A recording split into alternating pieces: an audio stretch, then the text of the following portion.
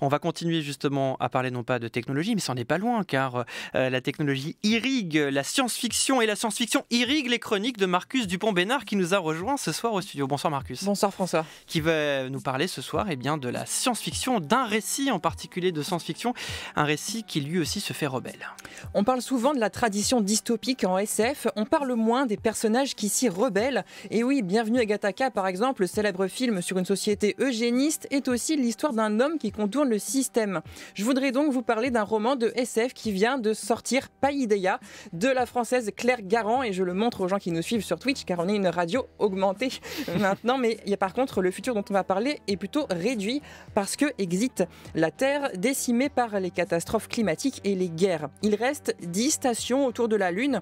Dans chacune d'entre elles, il y a une jeune fille génétiquement modifiée pour être surdouée physiquement, mentalement. Ces 10 enfants ont un rôle prédéfini façon servante écarlate. Elles doivent repeupler l'humanité sur la Lune. Elles sont censées porter en elles des embryons à la chaîne. Elles n'ont pas le choix, mais elles sont embrigadées pour percevoir ça comme un rôle naturel et comme un honneur.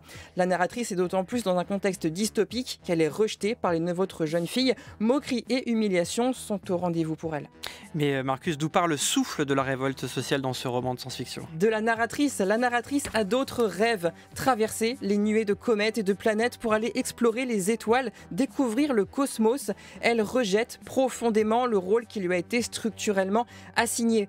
Cesse de résister, accepte cet honneur comme je l'ai accepté, lui assène une autre jeune fille. Mais non, notre narratrice tient bon, elle reprend son droit à choisir, elle défie tout ce que la société lui impose. Cette rébellion est d'abord décrite par l'autrice comme un sentiment intérieur d'émancipation. Extrait. Après le dessert, elle nous a fait entonner l'hymne des stations, rempli de conquérants de l'humanité qui rempliront l'univers par milliers. Je me suis époumonée dans l'espoir de retrouver la chaleur qu'il me procurait d'habitude et l'élan qui raffermissait ma volonté. Ma voix sonnait juste à mes oreilles, mais faux dans mon cœur. L'héroïne de Paideia reprend en fait le pouvoir sur son corps, sur sa vie dans un monde futuriste dont, comme souvent, certaines structures font penser au présent. On rappelle que l'accès à l'IVG est aujourd'hui un droit humain fondamental menacé. Claire Garand propose une science-fiction où la poésie est dans la révolte intime de la narratrice. Voilà une belle façon de semer des graines de possible. Le roman est publié chez La Volte, maison dont le nom est déjà évocateur de révolte. C'est chez eux qu'on trouve Alain Damasio ou encore Sabrina Calvo, des romans où la science-fiction est un véhicule de mouvements sociaux qui contestent justement les codes établis.